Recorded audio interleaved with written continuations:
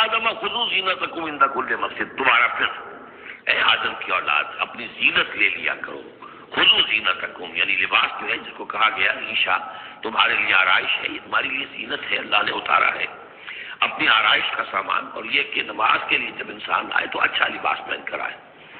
ہمارے یہاں عام طور پر الٹی روش چلتی ہے، دفتر جا رہے ہیں تو بہت اچھا لباس ہے، مسجد جا رہے ہیں تو وہ چاہے میلے کپڑے پہن کے چلے گئے. لیکن یہاں اللہ تعالیٰ فرما رہا ہے نہیں، میرے پاس آتے ہو، میرے دربار میں آتے ہو تو اچھا لباس پہن کر آؤ. یا بنی آدم خذوا زینتکم عند کل مسجد وکلوا واشربوا ولا تسرفوا، اور کھاؤ پیو اور اسراف نہ کرو. جو کچھ چیزیں ہم نے بنائی ہیں وہ بہرحال اس لیے بنائی ہے کہ بنی آدم جو ہے ان کی خوراک کے کام آئے، جو اچھی چیزیں ہیں. انہ لا یحب المسرفین، ہاں وہ اسراف کرنے والوں کو پسند نہیں کرتا. ضائع کرنا، ضرورت سے زیادہ خرچ کرنا، یہ چیزیں جو ہے یہ اللہ تعالیٰ کو پسند نہیں ہیں. اب یہاں پھر اسی رحمانیت کی نفی ہو رہی ہے کہ جس میں سمجھا یہ جاتا ہے کہ اچھا کھانا پینا ہی برا ہے، کاہے کو پہنا جائے، اور بہت موٹا چھوٹا ہی کھانا چاہیے. اچھے کھانے پینے کا مطلب تو یہ کہ نفس پرستی ہو رہی ہے. اچھا پہننا جو ہے کیا ضروری ہے، موٹا چھوٹا پہن کے گزارا ہو جائے گا. اس معاملے میں سمجھ لیجئے کہ دو حالات میں صورت مختلف ہو جاتی ہے. اگر تو دین اللہ کا مغلوب ہے تو پہلا فرض آپ کا یہ ہے کہ اللہ کے دین کے غلبے کی جد و جہد کریں، بیشتر وقت بیشتر صلاحیتیں اس میں لگائیں. ظاہر بات ہے اچھا کھا ہی نہیں سکتے، اچھا پہن ہی نہیں سکتے، یہ اس کا منطقی نتیجہ ہو جائے گا. یہ اس لیے نہیں کہ رہبانیت کی وجہ سے نہیں کر رہے، اس وجہ سے کہ ممکن ہی نہیں. آپ اپنے اسی وقت کو لگائیں گے زیادہ کمائی کے لیے، محنت کریں گے دنیا کے لیے، زیادہ کمائیں گے تو اچھا کھائیں گے، اچھا پہنیں گے. آپ نے تو اپنا وقت جو ہے وہ لگا دیا ہے اللہ کے دین کے لیے. اگر لگائیں گے نہیں تو دین غالب کیسے ہو جائے گا؟ خود بخود تو نہیں ہوگا، آسمان سے تو نہیں ٹپک پڑے گا دین. اللہ فرشتے تو نہیں بھیجے گا دین غالب کرنے کے لیے، غالب تو آپ کو کرنا ہے.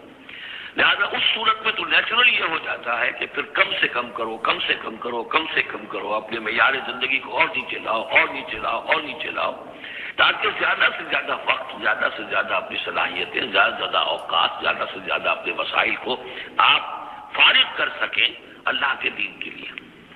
لیکن اس حالت میں یہ جو ہوتا ہے یہ کسی رحمانیت کی وجہ سے نہیں ہے. جیسے کہ صحابہ کرام نے سختیاں جھیلی، بھوک برداشت کی، گھر بار چھوڑے، لیکن وہ کسی رحمانیت کے نظریے کے تحت نہیں تھے.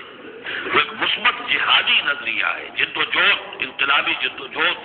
اور اس انقلابی جد و جہد میں تو دنیا میں جو بھی کوئی آئی ہے پارٹی، ریولوشنری پارٹی، اسے یہ سختیاں جھیلنی پڑی ہیں، چاہے وہ کمیونسٹ ہو یا کوئی اور ہو. انقلاب تو اس کے بغیر آتا ہی نہیں ہے. البتہ اگر دین غالب ہو گیا، قائم ہے، اب گویا کہ جو ریاست ہے، اسلامی ریاست ہے، نظام خلافت ہے، اب آگے دین کو پھیلانا اور عام کرنا اور مزید اس کے غلبے کی جد و جہد کی توسیع جو ہے یہ ریاست کے ذمہ آ گئی.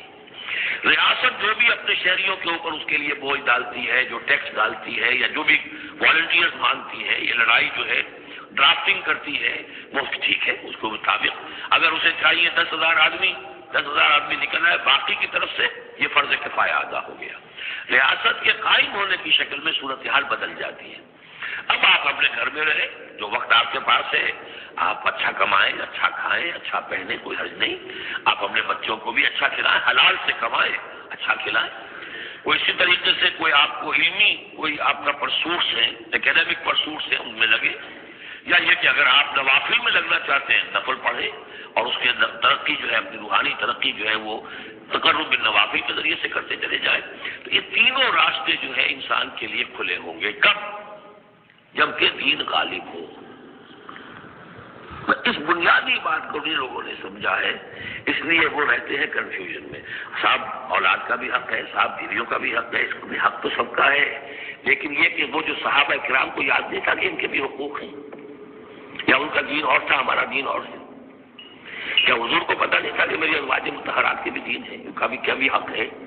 انہوں نے ذرا اپنے نفقے کے اندر اضافے کا مطالبہ کیا تو گویا کہ ایلا کا معاملہ کر لیا، گویا کہ طلاق کی دھمکی دے دی. یہ کیوں ہوا؟ کیا ان کے جو خاندان والے تھے ان کا حق نہیں تھا؟ ان کو وہ چھوڑ کر آ گئے مکے میں اور بھیڑیوں کے حوالے کر کے آ گئے، گویا کہ قریش کے سرداروں کے حوالے ان کے رحم و کرم پر چھوڑ کر آ گئے نا مدینے، جن کو ہجرت کا حکم ملا ہے. یہ ساری چیزیں دین میں، یہ ہے دو شکلیں مختلف. ایک ہے دین مغلوب ہے تو پہلا فرض ہے یہ کہ دین کو غالب کرنے کی جد و جہد کرو. ایک جماعتی زندگی کے اندر منسلک ہو کر تن من دھن ان صلاتی و نسکی و مایایا و مماتی للہ رب العالمین. کم سے کم نکالو اپنے لیے، کم سے کم. اب ظاہر بات ہے اس میں تو پھر کم سے کم پر ہی گزارا کرنا ہو. صرف سبسسٹنس لیول جس کو کہا جائے، اپنے آپ کو برقرار رکھنے کے لیے، تاکہ جسم اور جان کا رشتہ تعلق جو ہے برقرار رہے، کام کر سکے آدمی. ہاں جب دین غالب ہو جائے اب مسئلہ بالکل مختلف ہو گیا ہے. اب ریاست ہے اور ریاست نے اپنی فوجیں بھی رکھی ہوئی ہیں، جو بھی ذرائع ہیں. ہاں جب بھی ضرورت ہوگی وہ شہریوں کو بلائے گی، اس وقت حاضر ہونا فرض ہو جائے گا. لیکن ورنہ عام حالات میں ریاست اس فرائض کو ادا کر رہی ہے. مزید توسیع دعوت دین کی اور غلبہ دین کی وہ ریاست کے ذمہ ہے. اسلامی ریاست ہے، نظام خلافت ہے. اب آپ جو ہے انڈیویجول کی حیثیت سے اپنے کاروبار میں لگ جائیں، یا کوئی شخص اپنی روحانی ترقی میں لگ جائے، کوئی شخص یہ کہ دولت زیادہ سے زیادہ کمائے اور وہ اس کو ثواب کے کاموں میں صرف کرے. کوئی شخص جو ہے کسی سائنس میں، کسی اور شعبے میں اسے علمی دلچسپی ہو جائے، تحقیق کے کاموں میں سارے راستے کھلے ہوں گے. اس صورت میں اچھا کھانا، اچھا پہننا کوئی حرام شے نہیں. تو جبکہ رہبانیت اس حالت میں بھی اس کے لیے کوئی گنجائش نہیں چھوڑتی.